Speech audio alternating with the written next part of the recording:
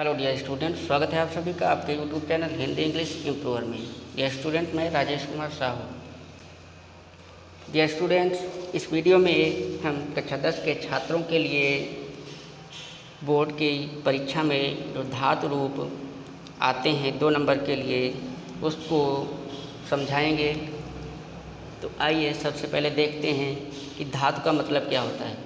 धातु एक संस्कृत का शब्द है जिसको हिंदी में क्रिया कहा जाता है और अंग्रेजी में वर्ब कहा जाता है। आप सभी लोगों ने ये पढ़ा है कि इंग्लिश में वर्ब के 3 रूप होते हैं, first form, second form, third form. उसी प्रकार से जो संस्कृत में क्रिया धातु होती है उसको भी कई प्रकार के कालों में अर्थात टेंस में लिखते हैं। जिस प्रकार से इंग्लिश में टेंस कहा जाता है वैसे संस्कृत में काल कहा जाता है। तो देखते हैं आगे। इंग्लिश में 3 प्रकार के टेंस होते हैं, प्रेजेंट टेंस, पास्ट टेंस और फ्यूचर टेंस।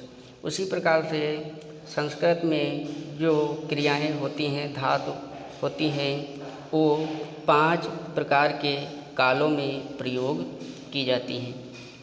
तो इस वीडियो में हम 5 प्रकार के जो काल हैं, उन्हीं कालों में जो क्रिया के रूप होते हैं उनको हम बताएंगे।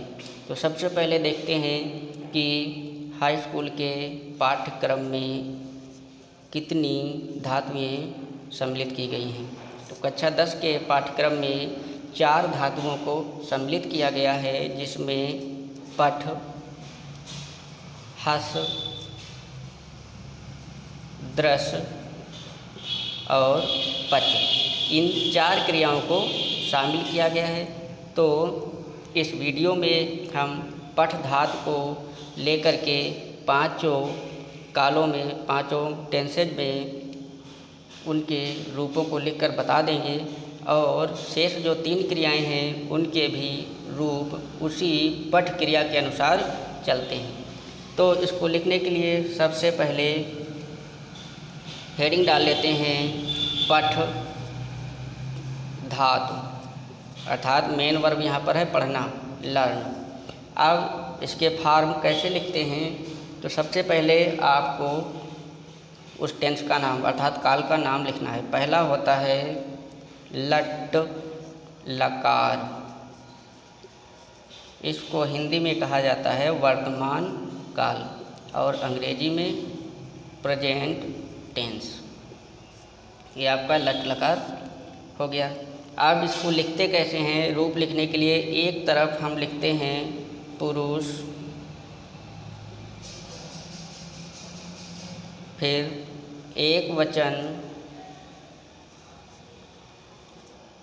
द्विवचन और बहुवचन।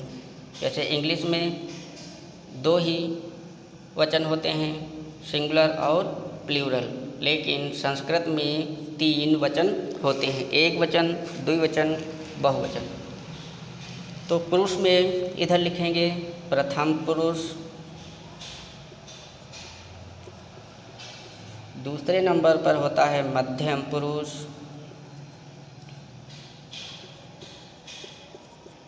और तीसरे नंबर पर होता है उत्तम पुरुष। इस प्रकार से हम इसको डिवाइड करके कॉलम बना लेते हैं।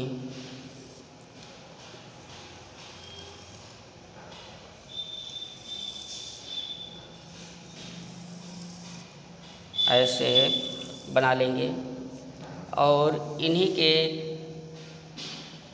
अंतर्गत अब हम लिखेंगे। तो हमारी धातु थी पठ। अब इसके रूप लिखते हैं। लट लकार में वर्तमान काल में इसके कौन से रूप होते हैं, आइए लिखते हैं। प्रथम पुरुष में पठति, पठतः, पठन्ति। मध्यम पुरुष में पठसि, पठथः, पठथ, उत्तम पुरुष में पठामि, पठावः, पठामः। इस प्रकार से आपका ये लट लकार हो जाता है। अब परीक्षा में कह सकता है कि पठ धातु का लट लकार का मध्यम पुरुष द्विवचन लिखिए। तो पठ धातु का जो लट लकार है उसका मध्यम पुरुष का द्विवचन होता है पठ थः। तो हेडिंग डाल के हम इस शब्द को लिख देंगे पठ थः। इस प्रकार से परीक्षा में पूछता है। या कभी कभी शब्द दे देगा, जैसे पठतः शब्द दे दिया गया और उसमें पूछा जाएगा कि निम्नलिखित शब्द में धातु, लकार, वचन तथा पुरुष लिखिए। तो पठतः में आपको क्या लिखना है? धातु पठ है, लकार लट है, पुरुष प्रथम पुरुष है और वचन में द्विवचन है। इस प्रकार से आप परीक्षा में लिखेंगे। आइए अब दूसरे काल में चलते हैं। दूसरा काल पठ धातु का जो होता है वो लृट लकार, लृट लकार, जिसको हिंदी में भविष्य काल कहते हैं, भविष्य काल। आइए अब इसके रूपों को देखते हैं। तो सबसे पहले लिखेंगे पठिष्यति, पठिष्यति, पठिष्यतः,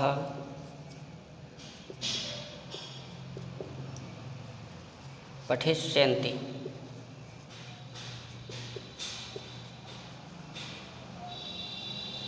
पठिष्यन्ति। फिर पठिष्यसि,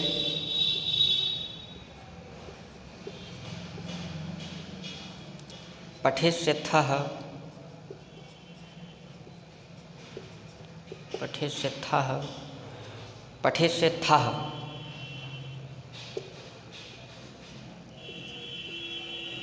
पठिष्यथः। फिर पठिष्यामि,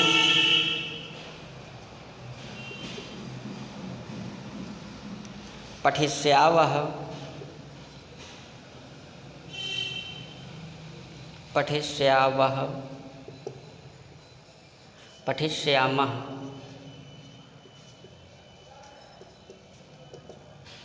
पठिष्यामः। इस प्रकार से आपने देखा कि इसमें पिटरी सा की वृद्धि हो गई है। जैसे पहले वाले में था पठति, इसमें सा और या बढ़ गया है। पठिष्यसि, पठिष्यतः, पठिष्यन्ति, पठिष्यसि, पठिष्यथः, पठिष्यथः, पठिष्यामि, पठिष्यावः, पठिष्यामः। अब अगला टेंस देखते हैं। अगला होता है लंग लकार, लंग लकार, जिसको हिंदी में भूतकाल कहा जाता है, अर्थात बीता हुआ समय। अब आइए इसको देखते हैं कैसे लिखते हैं। इसमें छोटा आ की वृद्धि हो जाती है। अपठत, हलंत लगा देंगे। हलंत भी महत्वपूर्ण होता है, ऐसा नहीं कि इसका कुछ अर्थ नहीं होता है, इसका भी अर्थ होता है। अपठताम,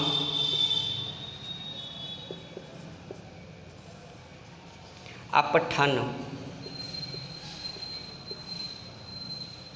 फिर अपठः, अपठतम,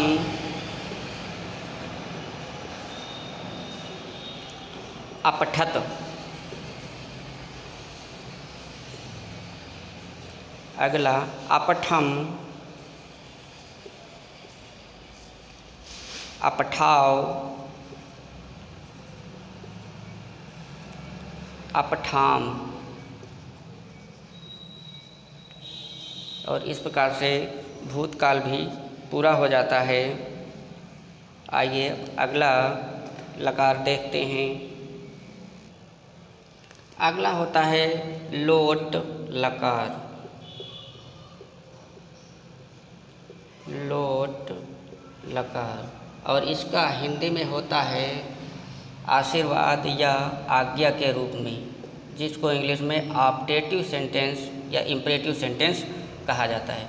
उस प्रकार से संस्कृत में लोट लकार होता है। आइए अब इसके रूपों को भी देख लेते हैं। पठतु, पठताम, पठन्तु, पठ, इसमें दो शब्द यूज होते हैं, कोई भी आप एक प्रयोग कर सकते हैं। पठ भी होता है और पठतात, पठतम, पठत, पठत, पठत। उत्तम पुरुष में देखते हैं पठान, पठाओ, पठाम। इस प्रकार से जो इम्परेटिव सेंटेंस होते हैं चाहिए के रूप में, आज्ञा के रूप में, तो वो लोट लकार के अंतर्गत आते हैं। और अंतिम लकार होता है विधिलिंग लकार, विधि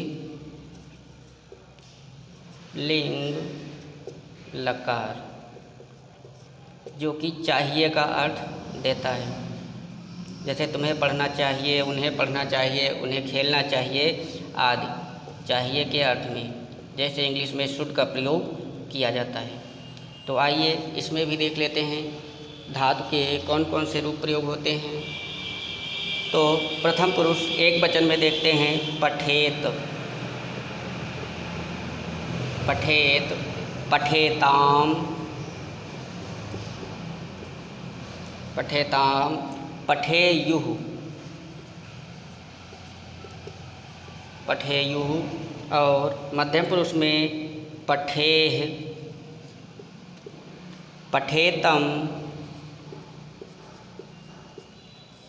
पठेतम, पठेत। और उत्तम पुरुष में पठेयम,